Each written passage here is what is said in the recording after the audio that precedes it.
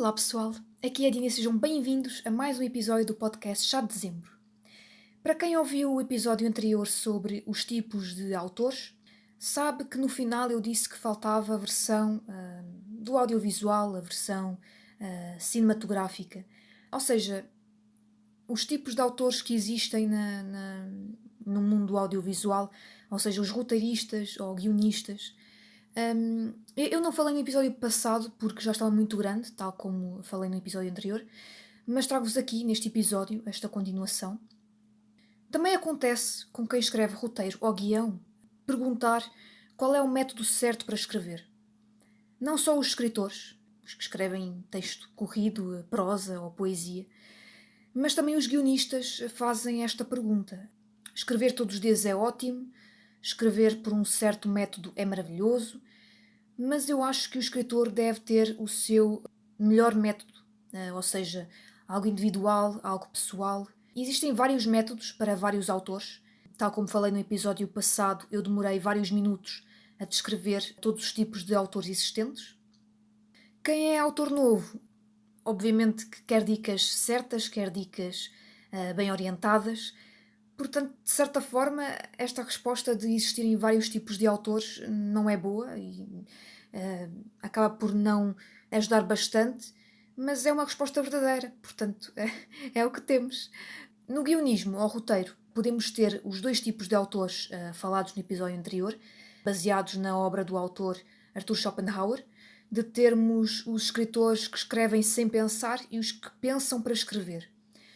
Basicamente, temos os que gostam de planear, ou planejar, como dizem no Brasil, tudo, que investem tempo ali na fase prévia da escrita, na pesquisa.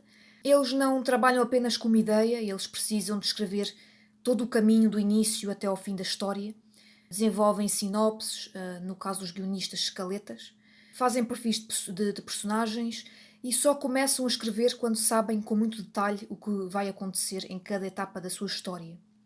Neste tipo de autores, a atividade criativa acontece no início, logo na primeira fase do processo da história. É basicamente logo o início do processo criativo. Depois temos os outros que preferem ir logo em frente, assim que têm uma ideia, não é? Eles exploram o enredo a pouco e pouco, aventuram-se logo na trama. É uma coisa mais natural, digamos assim. Eles nunca sabem até onde a obra os vai levar, vão ao sabor do vento, ou melhor dizendo, vão ao sabor da criatividade. E basicamente estes são os dois tipos principais de autores, do lado mais cinematográfico, do lado mais audiovisual que existe. Não há quem esteja nos dois lados, claro que dentro destes dois extremos existem as restantes opções de quem acaba por ser mais ou menos improvisador, mas estes são os dois polos opostos e não há escritor que possa ser as duas coisas ao mesmo tempo. Portanto, estes são os dois tipos gerais que existem. Estes dois extremos têm vantagens e desvantagens, não há um melhor do que o outro. Enquanto um tem todo o trabalho logo na preparação da história, o que é bom e temos logo algo bem estruturado, também tem a falta de risco. São autores que não arriscam tanto, são autores que não se aventuram tanto na história, que têm algo mais pensado, algo que demorou mais tempo a escrever logo no começo. E, enfim, esta falta de risco é uma desvantagem.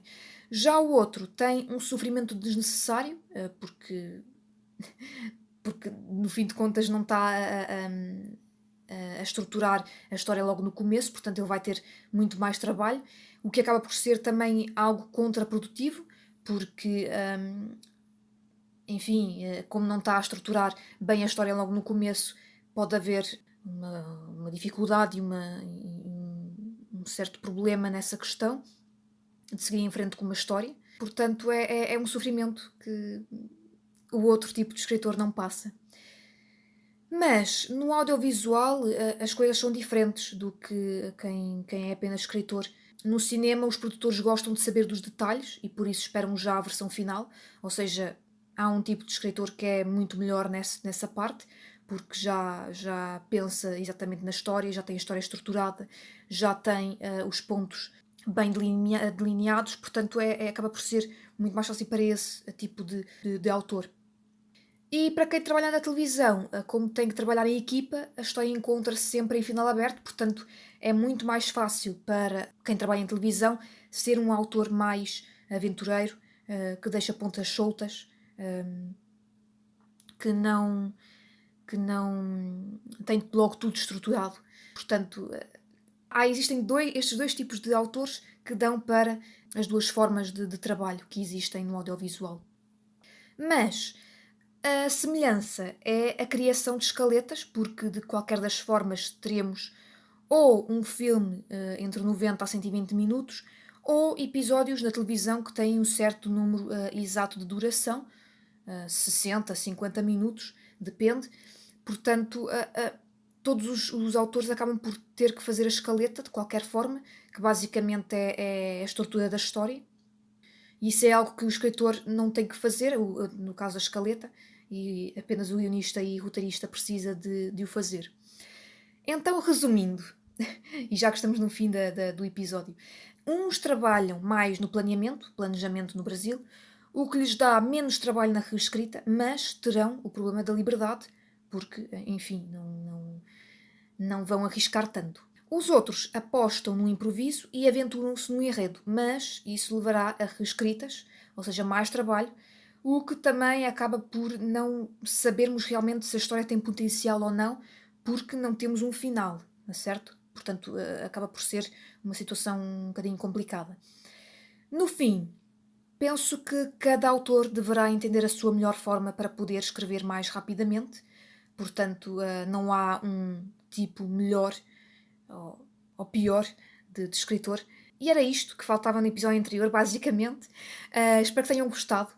Pessoal do audiovisual, espero que tenha gostado. Para quem não é do audiovisual, espero que tenha visto que no fim os escritores são todos semelhantes, de certa forma, mesmo que existam vários tipos de autores, todos nós, no fim, acabamos a fazer a mesma coisa, que é escrever. E é isto, caso tenham gostado, deixem um like, sigam-nos nas nossas redes sociais, estamos no Facebook, Twitter e Instagram. Deem-nos um coffee para continuarmos a trazer conteúdo de qualidade para vocês e caso tenham alguma sugestão, não hesitem em avisar-nos nas redes sociais ou no privado para algum de nós. Quanto ao chá de dezembro, ele volta na próxima semana, na segunda-feira, como vocês já sabem, intervalado com o podcast do Filipe, o Quebra da Quinta Parede. Portanto, da minha parte, é um até lá, até essa segunda-feira, se não nos encontrarmos mais cedo. E é isto, pessoal. Espero que tenham gostado do episódio e até lá.